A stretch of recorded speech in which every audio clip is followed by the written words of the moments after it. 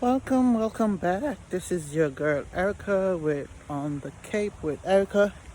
So, if you've been watching my videos, you will recognize where I'm at.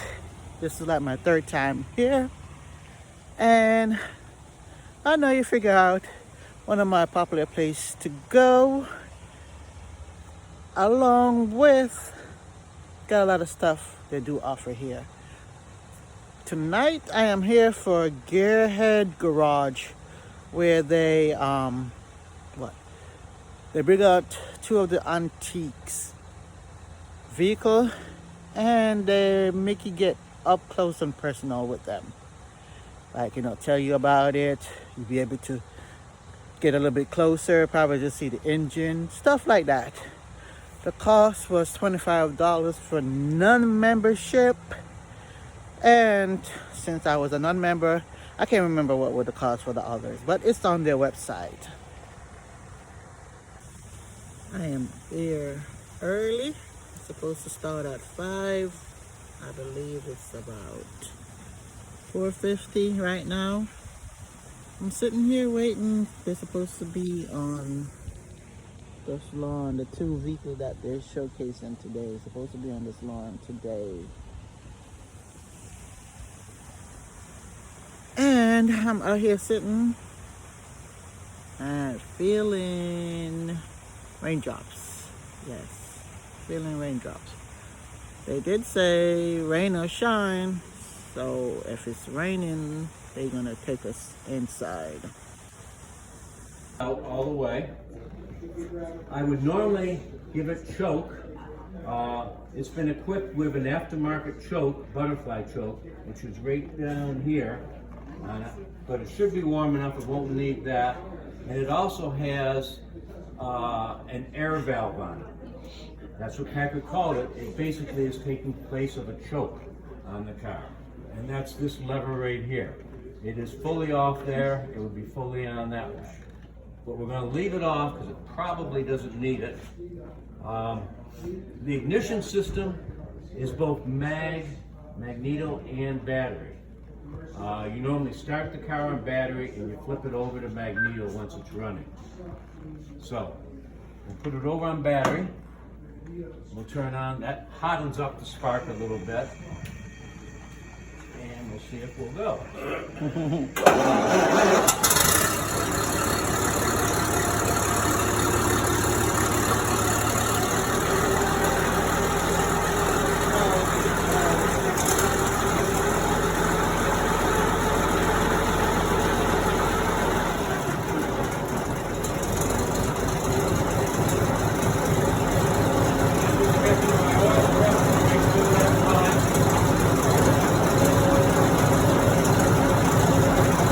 Valves, opening and closing, valve switch. Everything is all completely open on it. On the other side of the engine, we can open up the other side of the hood and show you that. That would be the exhaust side.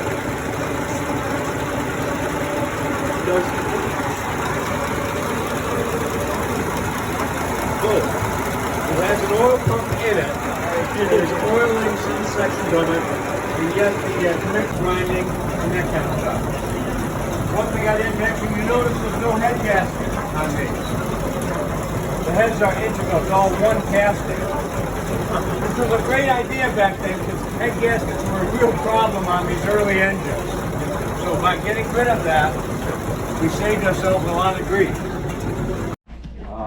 But there are stories that this car has gone on the Merritt Highway and stuff like that, and but we don't drive it like that.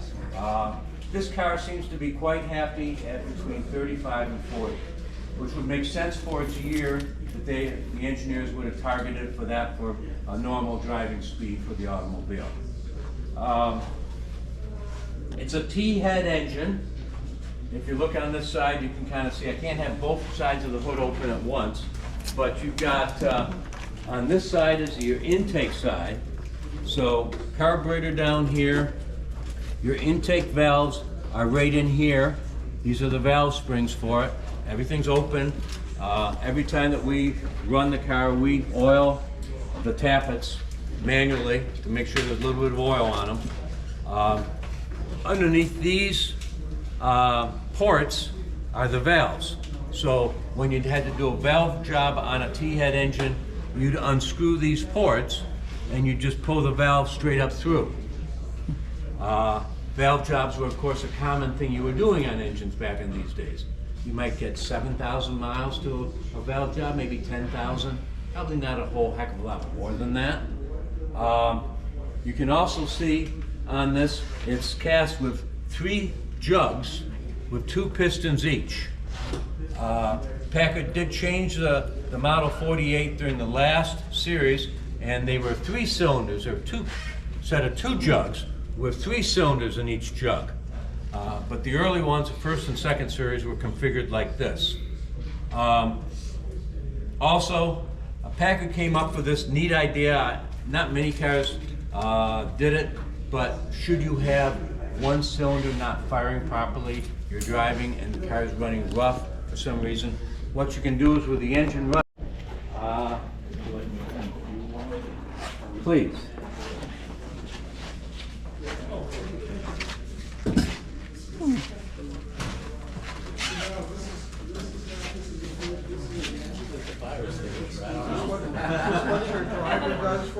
Well, we've never needed a fire extinguisher, but we always have one handy just in case.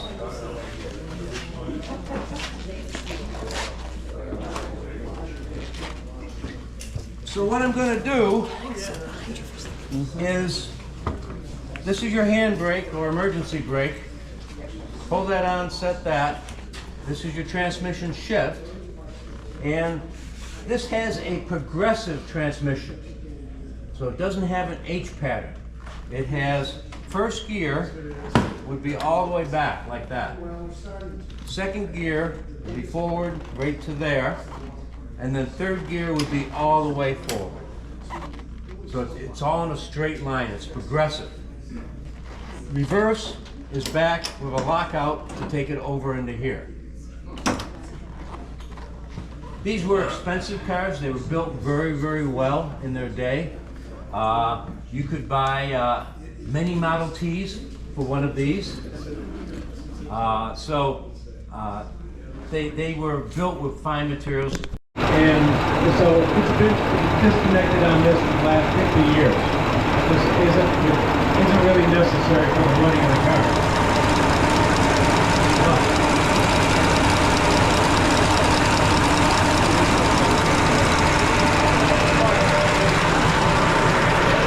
Is this body was on an earlier automobile of hers.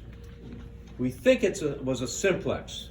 Not 100% sure, but we think it was a simplex. She evidently loved the body. There was some issue, maybe it just wore out the chassis, or she just wanted a more improved chassis. So it was like on about a 1908 simplex. So they took the body and had the body remounted on this Packard Model 48. So this would have been an unusual, and that's the handbrake or the emergency brake. So you hit the foot brake, and then if you want more stopping power, you pull on the handbrake. And you're basically then, if you think about it, you're squeezing that brake drum between, almost like a disc brake does on an automobile. That's the brake. Same general idea. So it can, there is a lot of stuff in here. Don't know what they're for. Start the car, and we don't have. I think we're gonna hear that in the class. It stopped raining. When he crank it up, it really give off a strong engine oil smell. Went right down my throat. Testing it to see if it actually moves.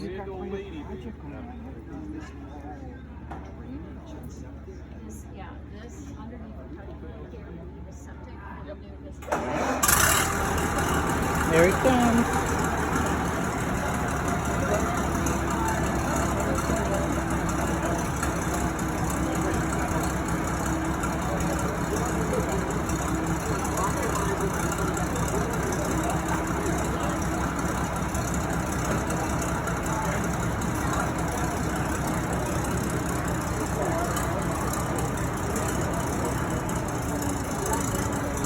It's moving.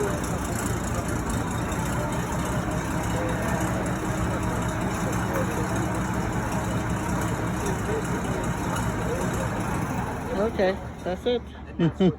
This eliminates our problems. Since we switched over many years ago, we had fuel pump problems before, carburetor problems, and they've basically all gone away just by moving over to F-gas. But the amount these cars are driven is not really that important to the whole big scheme of things to us. I mean, the running cars in the museum, what we do is we exercise them. Every running car goes out at least twice a year. Some of them goes out 4 or 5 times a year, depending on the car, depending upon what we're doing with the car that season. But they all get driven, they all get exercised.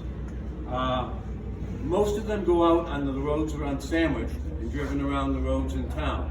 Some of them goes out, any museum car goes out, we always have a chase vehicle behind us. Because this car, for example, doesn't have brake lights.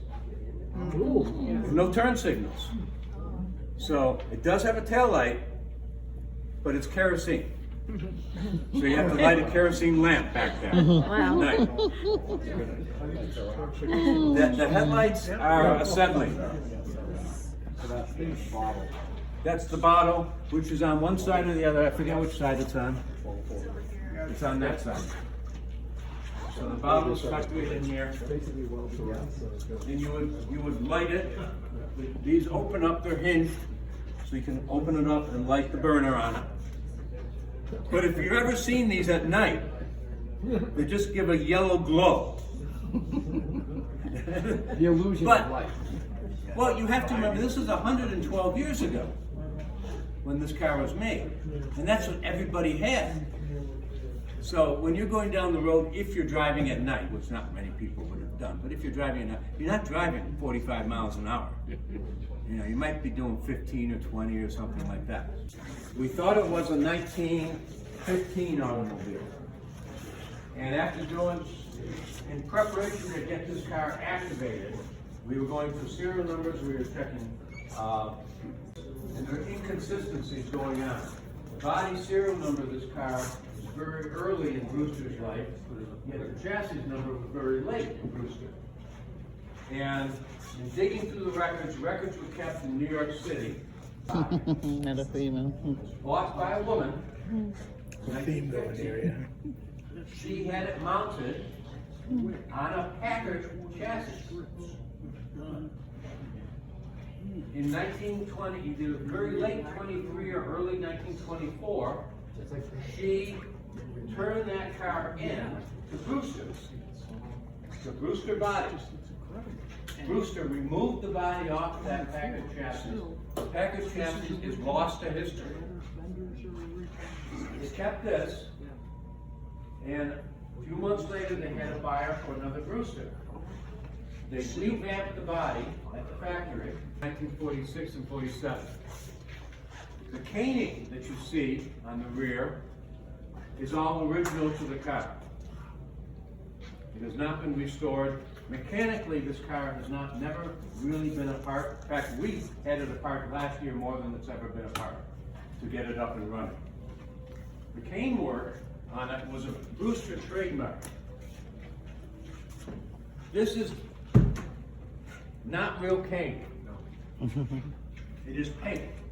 It's a very thick paint. It was laid on there. They had a special method of doing this. And of course, at the Brewster factory, this is the only one that we have in the building that is a 6-fender automobile. And very, very rare to see one at car shows, anything like that. 6 fenders, if you notice, you've got the front fender, then you have this fender, and then you have the rear fender. And you were going to the theater or something like that, you didn't want your running board that you were going to step on to have anything on it. You wanted it fairly clean. So the 6 fender would deflect that stuff back down again. And that's why they were used. But they even in this day, they're very unusual to see. What an option? $7,500. And I mean, you think about, in the other room, we've got a Model J Duesenberg in there. And that's a 1930-31 Duesenberg. And that chassis price was $8,500. And this was $7,500 almost 10 years before. So, very expensive car. It was designed really for the city. This car, what we found in driving it, is happy at about 35 miles an hour. We had it up to, I think, the top speed we clocked at that was 42. And at 42, you can tell it's not getting out of its comfort area. So that's about where it wants to be, about 35. It's designed for intra-city use, in New York City, you know, going to the opera. We have a little intercom system. And so, I think,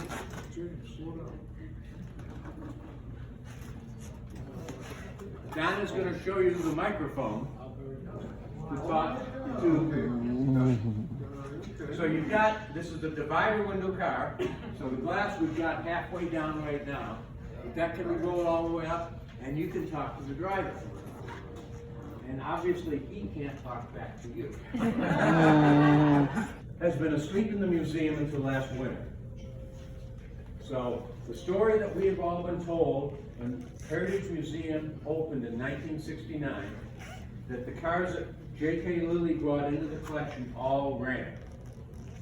We have no other evidence really on this, other than that. And so supposedly this car ran in 69. So we started it in 2024, and got it running in 2024. So it's basically been 54 years that it's been asleep. And this particular car has fascinated me for about 15 years on wanting to get this going. We had a lot of issues we had to address, but the car has a sleeve valve engine in it, which makes it the only sleeve valve engine car we have in the building. Sleeve valves was a technology that was used on some manufacturers in the early days of automobiles and have basically been lost to history. It was pretty much of a dead end. But this car does not have round poppet valves in it. Instead, what it has is it has two sleeves that are around the piston. And these sleeves actually are going up and down with holes through them to align to bring in your intake charge and then to align to let out your exhaust. Originally, in fact, the starter is inside the flywheel. It's not a separate unit on the side. It's inside the flywheel, and the starter, when the engine is running, turns into a generator. So all the wiring and stuff goes into the flywheel on this car. Very, very unusual design. Let me fire it up for you. Does it have a separate oil reservoir just to supply additional oil? Nope. So no. But you had to keep that five. How much was it lead up in like 100 miles? What we've noticed so far is, yeah, that's about right, about 100 miles an hour, maybe 70 miles an hour. Are you good to see that? This has a vacuum tank on it, and we shut it off every time it's not running. Yeah, because every building has a powerhouse. You ready? It's like the $1,500, $2,000 jobs for a place like Okay.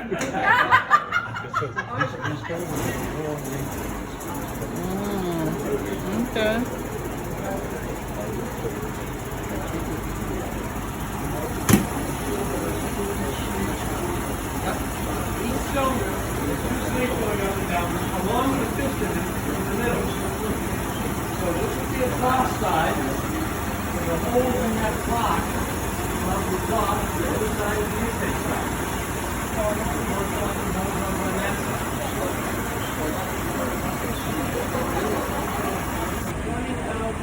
This engine oil stinks, or whatever oil it is burning, it stinks. A lot of smoke.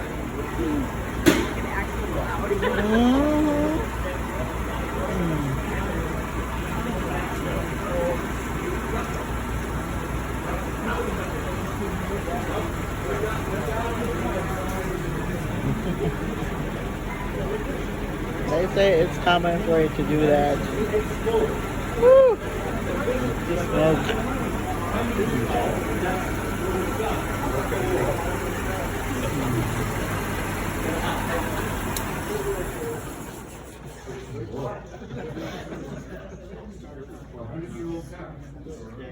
There's no bell.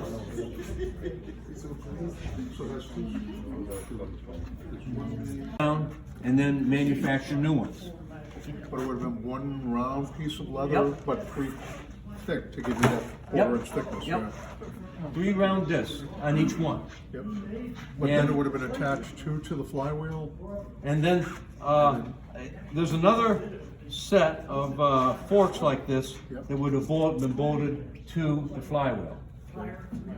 And so we're only showing one half because it had already separated anyway. Right. But engines, they cast and machine their own engines. So everything here is Brewster. I think Elliot was talking about, there's something about the casket also, right? There's no gasket in there. There is a head gasket The in whole here. head, oh, there is in there. Yeah. But the interesting thing is, the head bolts go up to the bottom. Oh, that's what he told us. So Yeah. in order to get the head off, you've got to pull the pan down. And the bolts are, you can see them up there, and you've got to get extensions in to undo the bolts from the bottom. It's turned side, it's the same way. Is it? Yeah. I don't know the theory behind this. Definitely for car enthusiasts.